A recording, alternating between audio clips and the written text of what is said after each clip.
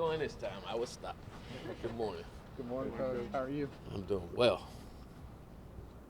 It's a little chillier. Yeah, falls in the air. All right, questions for Coach? Coach, what does Greg Dortch do particularly well, other than catching the ball? How does he get open? I was going to say pretty much everything. He's a stud. He's a dude.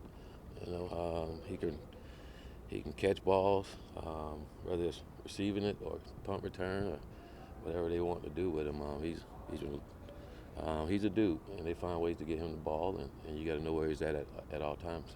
We saw a couple guys wearing number 3 this week. I mean, who's emulating him, and how do you try to get for that guy? Adams, the receiver, and who else did we have there? Adams did a great job for us at receiver. Him and Dent. Okay. They did a great job. Gave our guys a great look this week.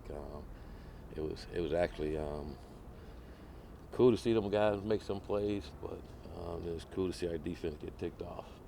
And they told them they were going to do it, and went out and got our defense ticked off.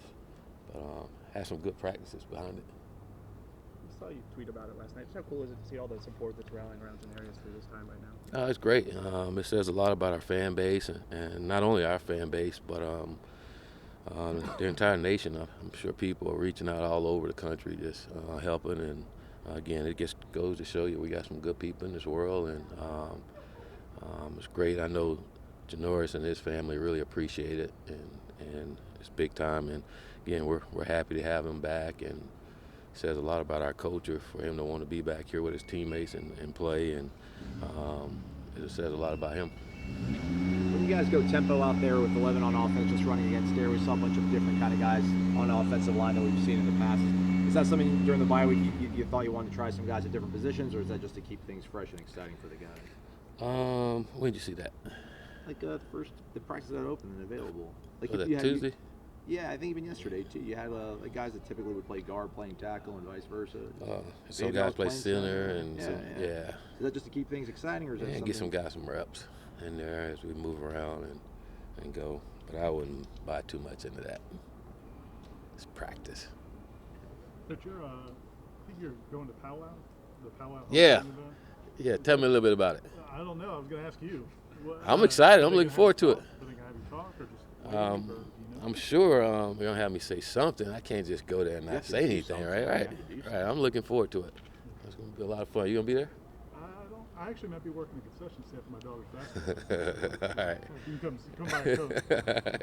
But and then do the players go to those things, the seniors or anything? Yeah, we're going to take a couple guys with us to it tomorrow night. It's great. It's homecoming, and good to be a part of it, and I'll be there. We'll be in and out and get back and get locked in and ready for the game. Coach, for Sod Talk, there's going to be four actually the first African-American football players to play here at Florida State are going to be the guest speakers at Sod Talk. JT Thomas was the first ever. I mean, is that a guy that you've ever reached out and talked to? Is that a guy that you'd like to maybe talk to the players and give some perspective on things? Well, I get a chance to meet him this week. I hadn't met him yet, but I'll get a chance to meet him, and hopefully get a chance to be around our guys and give them some wise words. I think it'll be cool for our guys to be able to hear from him and what it was like for him. Not to look past week 4, but 4 of your 6 teams are ranked in the schedule at 3, 4, 11, and 16. How do you walk in knowing the next 6 weeks are going to be a roller coaster? You go and you work really hard to take care of Wake Forest. That's what you do. All those teams was on the schedule at the beginning of the year, and that hadn't changed. We knew who was on the schedule. And the next team on the schedule is Wake Forest. So we're locked in to Wake Forest, period. With a guy like Dortch, you talked about him earlier, but I assume they line him up in a bunch of different ways and give him the ball in a bunch of different ways. So would it not be like one guy's responsibility? It would be several different. Well, they do it, and they do it with tempo.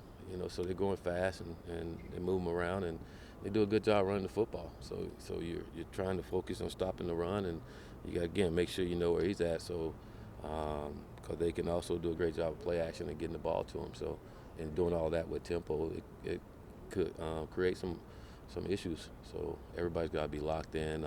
We got to get plays in and lined up and be able to execute them. Cole issue, or I don't think we saw him at practice yesterday. You didn't see Cole? Yeah, Cole's good. We talked to Derek Kelly earlier in the week, and he said he's as healthy as he's been in a while. Because how's he look this week? Has it been good seeing him kind of progressing that way? It is. It's good to see him back out there practicing and having a full week of practice, for a couple of weeks of practice before he get out and play. He played in the Miami game, didn't have much practice that week, but played in that game, and it's great to have him back out here. Again, a senior who played a lot, guy you was counting on from the beginning to be out there to help you. It's nice. Anything else, Coach? All right, thank you. All right, guys. Thank you.